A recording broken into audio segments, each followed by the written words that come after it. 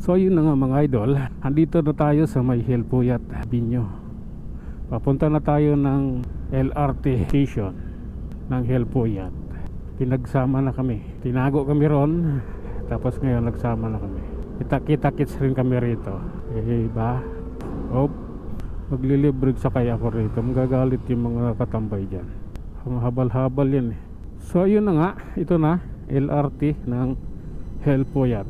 Alalayan natin dahil maraming tao tumatawid. Yeah. Nauna ako bumusina eh, diba? Nauna ako kaya pasensya ka na. Sorry. Ayan. Nauna ako eh. Nauna ka naman, wala rin naman problema sa akin. Simbahan. Pasok ka na ba? Picture na itong mga to yo. Pasok ka na ba ngayon? Maybe online kahapon, Merkulis pa ang actual, sabi ng student ko.